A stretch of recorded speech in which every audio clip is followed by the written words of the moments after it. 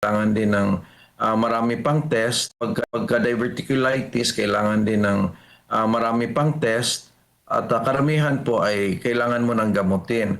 So, in a sense, it could be preventive lang ng diverticulitis. Baka mild pa lang yon kasi nga nakauwi ka agad. No? Kasi basic nga, lalo na pag senior citizen at may naramdaman at inadmit sa gabi, karamihan ay hindi ka agad napapauwi dahil tinetest pa po. Hindi talaga siya totally na mamana. It's more on na nahulog po talaga ito sa lifestyle, sa ating mga eating habits, sa lack of exercise. Yes, katulad na din po ang stress. Ang sakit na nararamdaman nga ng ating Pangulong Bongbong Marcos Jr. kamakailan, isinugod siya sa ospital dahil nakaramdam po siya ng discomfort. Ang saninga nitong tinatawag na diverticulitis. Yan. Ano ho ba itong diverticulitis, Doc, sa simpleng paliwanag po?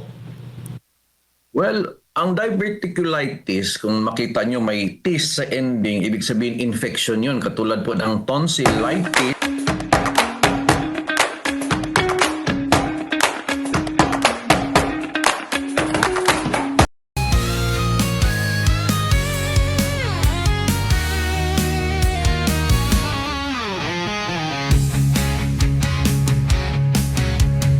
Ang tonsillitis o diverticulitis is another infection. Pero saan ito? Diyan po yan sa large intestine. So bakit nagkakaroon ng ganyan? Nagsisimula kasi yan as parang outpouching ng ating malaking bituka o yung colon. Dahil possible na kulang sa fiber ang kinakain, kulang sa ehersisyo, medyo tumatanda na din, and then pwedeng constipated din. So ang ending nun, tumataas yung pressure doon sa large intestine kaya nagkakaroon ng paglalabas ng bulsa or outpouching doon sa large intestine. Ngayon, pag merong infection doon sa pouches na yun, parang mga bulsa na yun, yun na yung tinatawag nating diverticulitis. Kung wala pang infection, ang tawag doon ay diverticulosis. Kung may infection na ay diverticulitis. So more on infection po siya ng malaking bituka. Opo, binanggit po ng Pangulo, nabanggit nyo yung kanina dahil sa pagtanda, no? Bukod dyan, ay karaniwan daw po sa mga taong may stress, o stress po, Doc, paano ho yung nakaka-apekto?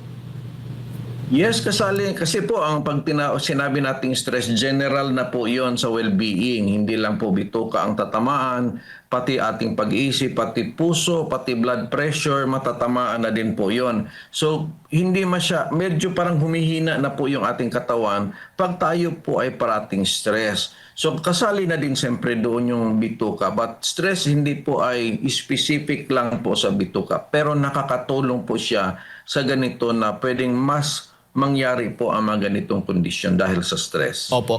Namamana ho ba itong diverticulitis o mas malaki pa rin yung papel ng lifestyle at yung pagkain, Doc?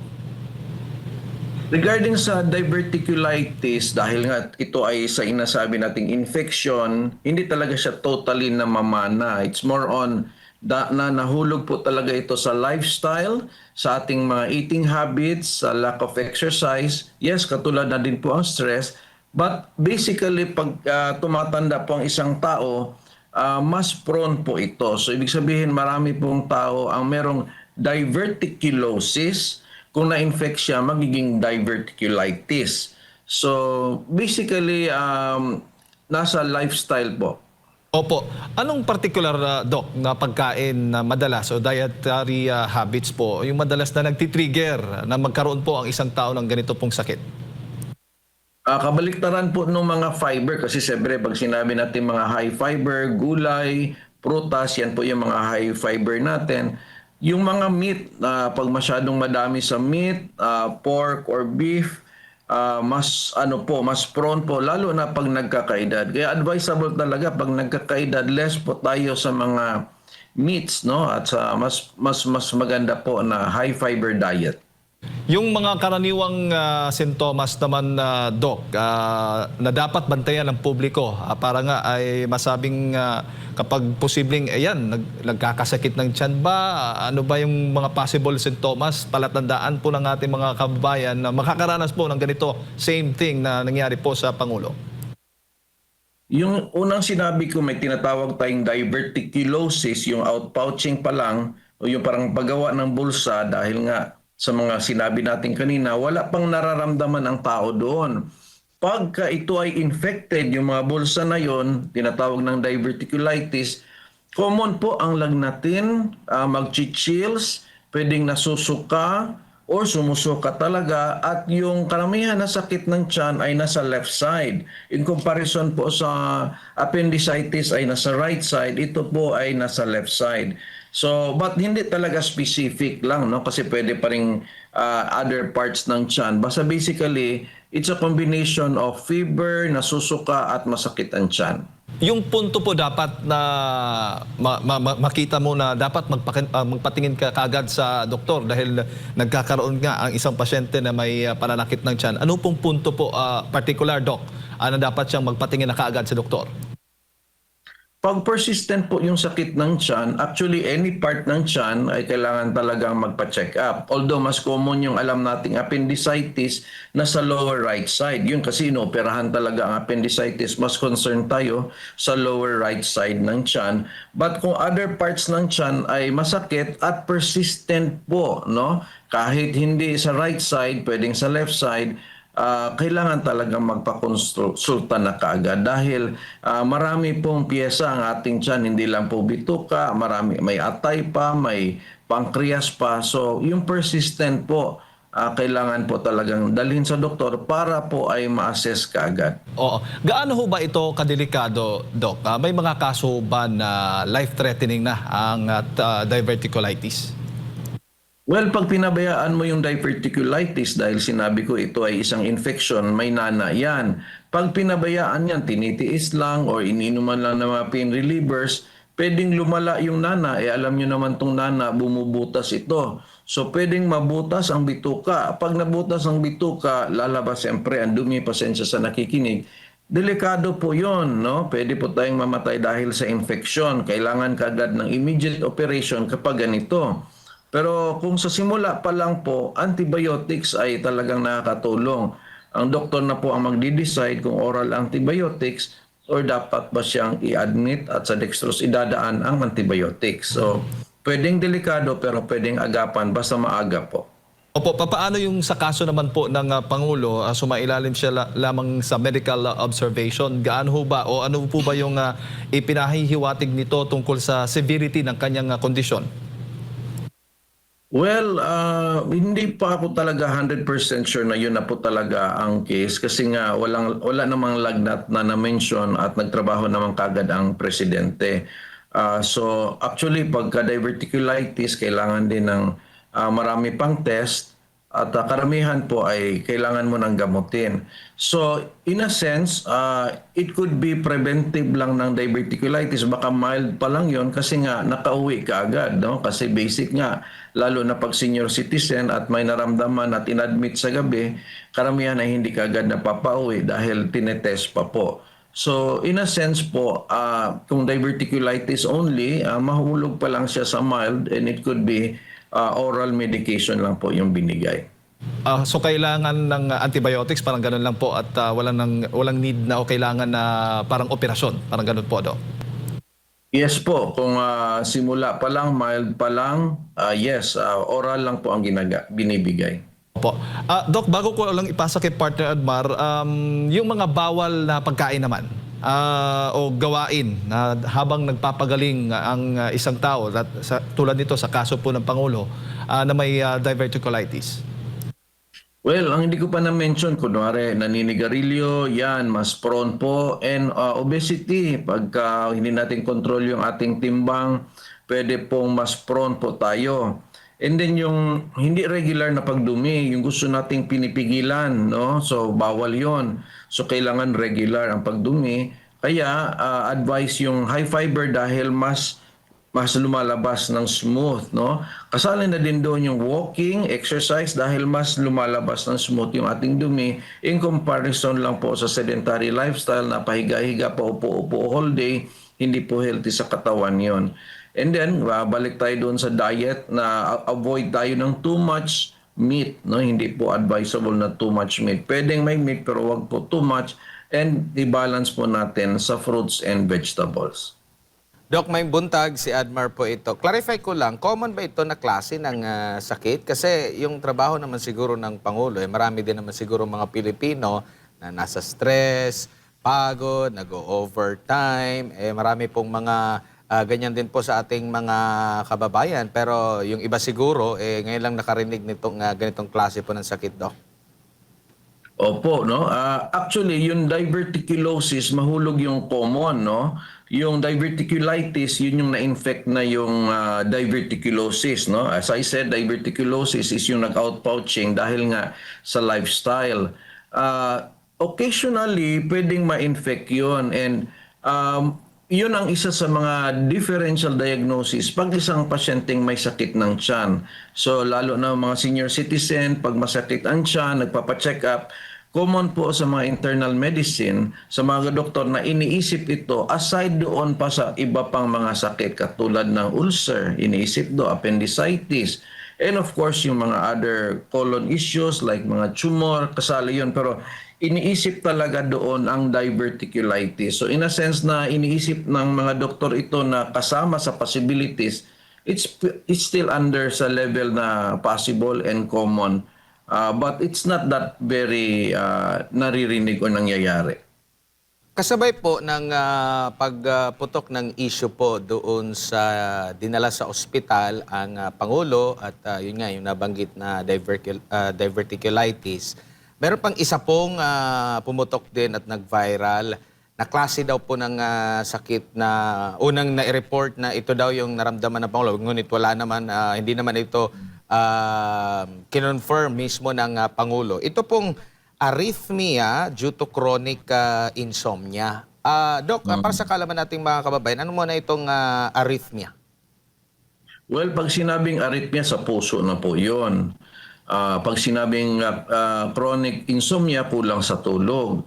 So, and actually pag mga senior citizen, prone talaga yan sa mga heart condition, no? Everybody. So, pag kulang sa tulog, pwede pong mag-malfunction yung puso, no? Kasi kailangan talaga na kondisyon yung ating katawan.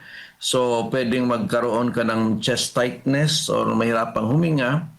Pwede din po yan, kunwari ay may talagang may high blood, no? Kung may high blood, may hypertension, or mataas yung cholesterol, maapektuhan din yung pagpitik ng puso na eventually pwede po mag-lead sa arrhythmia na pwede po siyang matawag na delikado.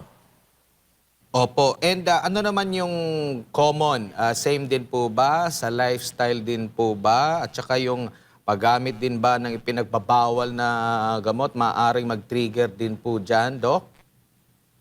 Yes, mas common ang arrhythmia or heart issues, even hypertension sa mga paggamit ng mga bawal na gamot.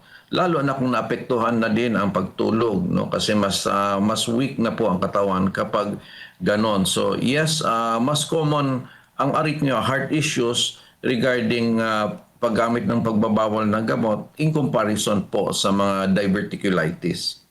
Opo, lipat lang po ako ng klase ng sakit po, Doc, kasi napapansin ko po na marami po ngayon ang nagkakaubo, nagkakasipon at nilalagnat. Ano ba ito? Panahon ba ito ng ganito? Ubo, sipon at lagnat? May season ba ito? Ito na ba yung super flu ba yung tinatawag? Doc, ano pong reason yan? Well, itong lamig ng panahon, nakakahina ito ng ating defense, no? Dahil pag ang ating humid ay mababa, dahil nga sa lamig ng panahon, nagda-dry po yung ating ilong, sa loob ng ilong. Pag nagda-dry yan, mas mahina yung ating defense. So mas madali makapasok ang mga viruses, mga bakterya sa ating ilong, kasi dapat parang iwa-warm yan para maproteksyonan, no? Kaya lang dahil sa lamig, mas nakakapasok. So that's one reason. Number two is mas tayo ngayon, mas crowded tayo dahil nga malamig in comparison sa kung mainit ang panahon, no? Kung malamig ang panahon, mas maraming crowded places tayo na pwede tayong makalanghap na mga sakit doon. Kaya common ito sa mga panahon ng ganito, no? Nagsisimula ito ng mga bear, pero medyo mas malamig nga ngayong January. Opo. And yung pagsusuot po ba ng face mask gaya nung ating nakasanayan na noong pandemic kasi halos ganito rin yung St. Thomas, effective pa rin po sa kasalukuyan po, Doc? Yes, very effective po ang pagsuot ng face mask, especially po pag ikaw po ay senior citizen at alam mong madali kang mahawa, mas maganda pong magsuot ng face mask. And of course, kung ikaw po ay may ubot sipon at hindi mo pigilang lumabas talaga ng bahay, kailangan mo rin mag-face mask para po hindi ka po makahawa. So yun regarding pala Admar doon sa super flu na po ba ito, siyempre doon sa mga nababasa nating mga data, hindi pa naman daw ganun kadami ang super flu dito sa Pilipinas, but basically flu is flu, no? Kahit pa hindi natin tawaging flu, super flu yan, katulad lang po airborne at nakakahawa. Hanggang kailan ba, Doc, parang titingnan, monitor ng bawat pamilya? Kung may isang miyembro dyan na nagkakabo, kasi alam niyo naman po, meron naman pong mga gamot na over-the-counter, no, na nabibili for gamot, for sipon, for lagnat. Kailan magde-decide ang isang pamilya, lalo na si tatay at si nanay, na, uy, padala na natin sa ospital ito? Good question, no? Kasi ang flu ay tinatawag nating viral infection. Viral infection, pwedeng walang antibiotics, pwedeng walang gamot, pwedeng nga tubig lang. Antayin lang natin, gagaling lang. Sometimes 2 to 3 days, pinakamatagal is 5 days. So, siyempre, hindi natin inaantay ang 5 days kung nakikita naman natin everyday ay palala ng palala. Especially po sa mga senior citizens or sa mga maliliit na bata. So, everyday, sinasabi ko nga, tingnan nyo natin, kasi yung ubo ang mas problem natin. No? Kung regarding sa pneumonia, mas problem tayo sa ubo in comparison sa sipon. Kung sinisipon man lang, hindi masyado inubo, medyo observe tayo. Pero yung ubo, whole day, nahirapang huminga, pag natutulog, nagigising sa ubo, sinasabi ko, huwag na natin patagalin. Baka yung virus na yon ay nag-trigger na ng opening na makapasok ang another bacteria which is pneumonia na. Ganun po kasi yan. Para yan silang teamwork, no? So, pwedeng even on the second day, pa-check up kasi palala ng palala. Pero kung makita mo namang hindi naman hirap, may lagnat lang, most likely flu lang po ito. So, rest lang, importante kumakain, nag-hydration. Pero kung ayaw nang kumain, masyado nang matamlay, yun, immediate, dalhin na kaagad. Pero kung hindi naman matamlay, you can observe until the 5th day as long as hindi matamlay. Pero sinasabi kong 6th day na, parang hindi na flu, bakit lumampas na ng 6th day? It could be other infection na din. So, kailangan din magpa-check up. Pero hindi natin nga inaantay ang 6 days kung matamlay ang pasyente. Opo. Lipat ulit ako ng issue, Doc, no? Kasi nitong nakalipas na mga araw, nauuso po yung mga maritime accident, maritime incident, lalo na din dyan sa Davao City. Merong insidente po dyan. Pag mga ganito po ba, paano po ba maging safe or makaligtas ang isang individual? Kasi natanong ko rin ito kasi kanina ring madaling araw, isa na namang Roro vessel ang lumubog dyan, papuntatan ng Hulo from Zamboanga, dyan sa bandang Basilan po, nagkaroon ng paglubog. Doon kasi sa Davao, nakita ko kasi may life jacket yung pero na-declared na kumbaga namatay. Walang kasiguruhan po ba na naka-life jacket? Ano yung mga common na mga dapat tandaan na lang ng ating mga kababayan sakaling magkaroon ng aksidente po sa karagatan po, Doc? So yes, number 1 yung life jacket, no? But yun na nga, kung may life jacket, kailangan din may immediate rescue. Kasi ang kalaban natin dyan is dehydration, then siyempre starvation. Pero dehydration ang number 1. Kaya iniisip natin sana may mga tubig man lang na nakakabit sa ating katawan na para pwede nating inumin. Oras kasi pag na-dehydrate tayo, tapos nasa babad tayo ng tubig, so meron din tinatawag na hypothermia that will also decrease our chances of survival dahil nga sa lamig ng katawan, dehydrated ka pa. So pwedeng magkaroon ka na ng multi-organ shutdown doon pa lang na rason. So pero kung hydrated ang isang pasyente, mas may chance of survival kahit pa tumagal ng ilang araw. Yung starvation naman, pwede na ngang yung ang sabing ng isang survivor, kahit yung mga grass lang ng dagat ay kinakain-kain niya. Pero yung tubig nga ng dagat, hindi mo pwedeng inumin yun. Kung saan na mainumin yung tubig ulan, pag umulan, that's a big chance of survival again. But on the other side, kailangan talaga nating pakinggan ang ating mga advices ng mga nag-guide sa atin sa karagatan kung pwede po tayong lumayag, no? Yun din ang pinaka-importante. Opo, nabanggit mo, Doc, na yung dehydration yung isa sa mga magiging kalaban. Tapos hindi rin pwede yung tubig alat o yung tubig dagat po, Doc. Bakit po? Tubig din yun. Makakakos ba ito ng ano ba? Ano bang possible explanation? Kasi ano siya salt siya.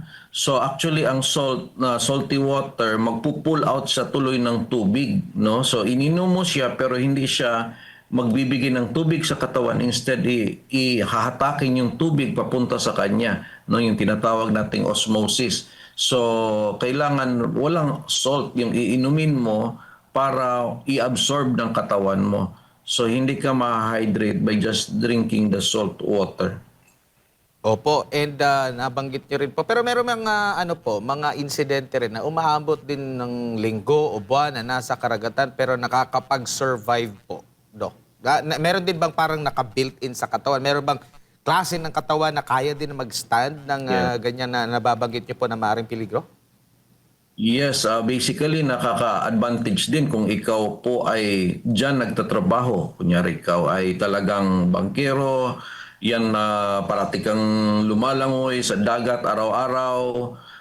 Yan sila po dahil na-adjust na po yung kanilang katawan sa survival mode, no? Like sa init ng panahon, sa lamig ng tubig, pati yung oxygen level ng katawan nila well adjusted. So mas may chance sila. And of course yung edad, no? Pagka bata-bata pa, 20 plus, 30 plus may laban. Pero pag mga 50 to 60 medyo mahirap.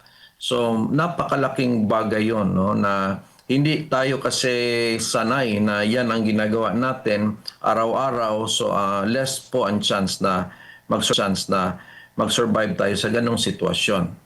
Opo, pero sa tingin niyo po, Doc, halimbawa nagkaroon ng aksidente na wala siya na lang nasa kalagitnaan ng karagatan. So, kumbaga, diretso na siya agad, lalangoy ng kasi baka maabutan siya ng dehydration or yung nabanggit niyo po na hypothermia kapag nagtagal pa siya sa laot.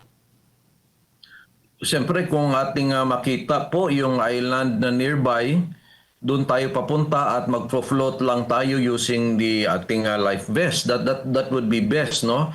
Pero kung talagang wala kang nakikita, you need to conserve kasi yung remaining energy mo kasi malulubat ka rin. Lalo na nga hindi ka nga swimmer. So better stay and rest na lang and wait for the rescue. Kung wala talagang analysis na saan ka pupunta. Kasi ganun lang din pupunta ka sa ibang area, hindi mo din alam kung saan ka papunta. So pinaka-importante sana yung communication na mayroong kagang magre-responde dahil yun na nga, tinatawag nating time is gold. At siyempre, sabayan din natin ng dasal with God's wisdom na ano ang dapat gawin on that particular situation dahil nga mahirap sagutin ang tanong na yan pag andyan na po tayo na sitwasyon. Opo, mahirap po talaga pag mga ganun, lalo pag naunahan po ng, anong tawag nito, takot, no? Magpanik kasi ganyan po yung tendency. Buti nga lang yung yung pinakauna nga nakaka-survive po, no? Di ko alam kung marami pang missing pero ang pinaka-latest naman ngayon dito naman po sa pangyayari pa sa ngayong kaninang madaling araw po, marami-rami ito. Nasa 300 daw po itong pasahero ng isang Ro-Ro vessel. Yan din po, no? Natanong ko lang para at least may marinig ang ating mga kababayan po. Kahit walang sama ng panahon ngayon, amihan lang. At pag amihan, nakunay ko agad, Doc, yung sinabi mo na hypothermia, malamig na panahon po ito, malamig na hangin. So magdadagdag po talaga yan. So basically, mensahe na lang po, Doc, sa ating mga kababayan. Baka may mga tanong pa din si mamaya si partner Jade. Sa mga ganito pong sitwasyon, para at least alam nila ang kanila pong mga gagawin po in case po, no? Kasi dito pa naman sa Pilipinas, pulo-pulo po tayo, isla-isla, and common po rin, pa rin po dito yung paggamit po ng mga sasakyang pangdagat. Yes po, ang importante talaga communication. Na pag ikaw po andyan, alam mo na may ka-communicate ka dito sa ating lugar, at maganda pag ikaw po pumunta sa dagat, yung area sana na puntahan natin ay meron pa ring signal, no? Dahil mahirap pumunta, very risky kung wala. And then advance yung ating pag-iisip na meron sana tayong tubig na just in case may ganun mangyari, yung life vest natin is number 1 doon. Pero meron sana tayong tubig na mainom at meron ding konting pagkain para lang to survive while we are waiting. So hindi natin masyado naiisip yan, pero ngayon parang naisip natin talaga na kailangan ng energy ng katawan natin to survive that kind of situation. Opo. Doc, siguro maraming salamat po sa uulitin po, Doc, at marami pang mga issue patungkol po sa kalusugan ang dapat malaman ng ating mga kababayan. Maraming salamat po sa pagbibigay po ninyo ng impormasyon na ngayong umaga. Sa ulitin po. Thank you. Daghang salamat, Jade and Admar. God bless. Yan po mga kababayan, si Dr. Richard Mata, isa pong health advocate, at napag-usapan nga natin itong ang sakit na ni Pangulong Bongbong Marcos